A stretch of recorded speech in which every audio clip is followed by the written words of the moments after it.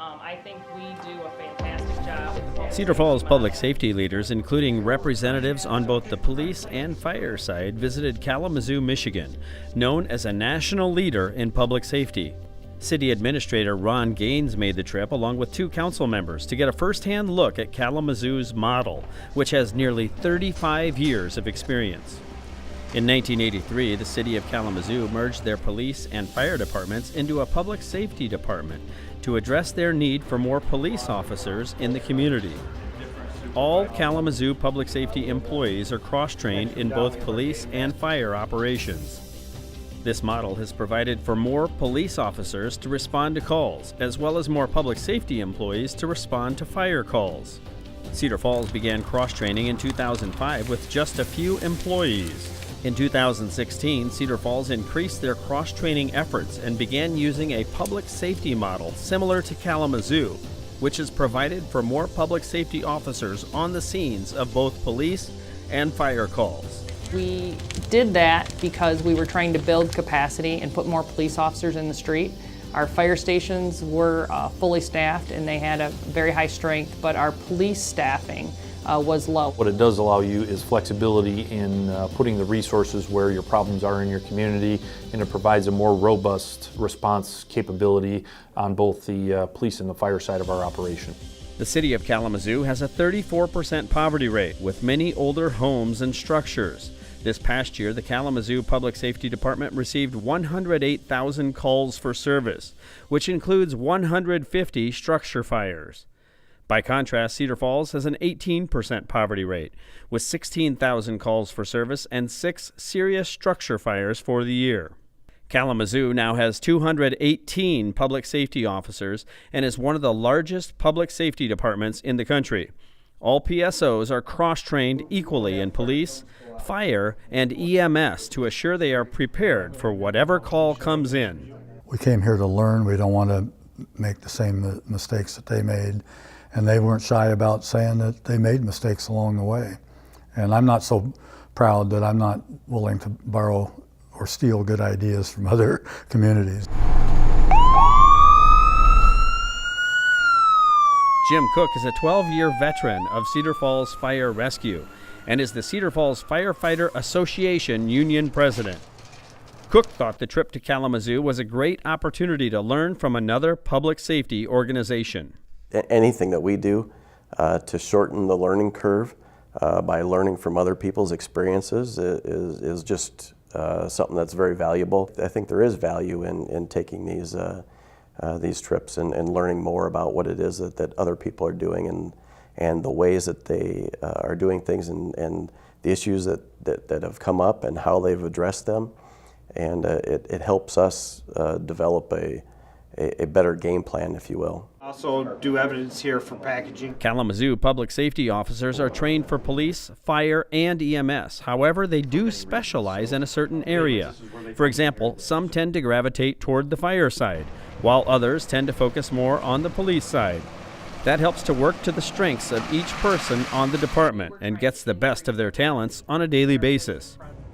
Yet, when a call comes in, every person on the department is ready to respond, no matter the call. There are certain parallels to what the city would like to do, and it's certainly some parallels to what, from our union perspective, that we have said is that we need a core group of firefighters. Now, whether that you call them, as they do in Kalamazoo, public safety officers, they've essentially filled a role as a firefighter in the stations every day. Cedar Falls began cross-training police officers and firefighters back in 2005 as a way to reduce downtime and maximize personnel.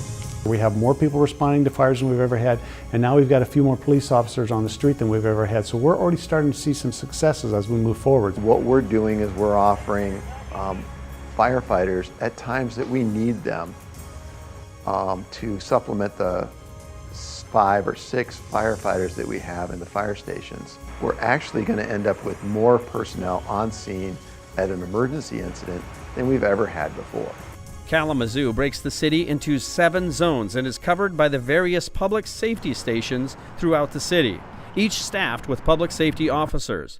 This helps to keep response times low and provides continuity across the city.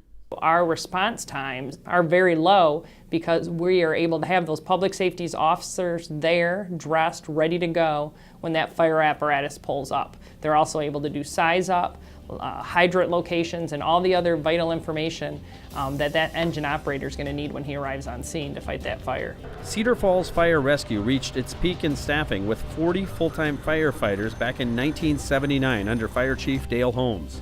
At the time, the fire department was responsible for the ambulance service and dispatch. The paramedic service is now handled by Sartori, while Black Hawk County handles dispatch. Cedar Falls has grown significantly since the late 70s. Yet, in spite of that growth, the actual number of serious fire calls has gone down by nearly 60% over the past 4 decades. The number of fires nationwide has dropped significantly. When I came on the fire department, we had fires quite frequently. Fire Chief Bostwick attributes that drop in fires to several factors, including improved building codes and the use of smoke detectors and sprinkler systems. Public Safety Director Jeff Olson says he learned several things on this trip that he would like to consider for Cedar Falls. Cedar Falls public safety officers carry their fire turnout gear in their squad cars, which includes their helmet, coat, pants, and boots. They have the public safety officers, which are driving the squad cars, they have their fire gear in the back. Now they carry their SCBA equipment in the back of their car, which we don't do, which makes it a little bit quicker for the public safety officers to get their fire gear on and get ready. So we might want to consider that. And then they're similar to us in the fact that they have they've outsourced their paramedic service, such as Cedar Falls does to Sartori.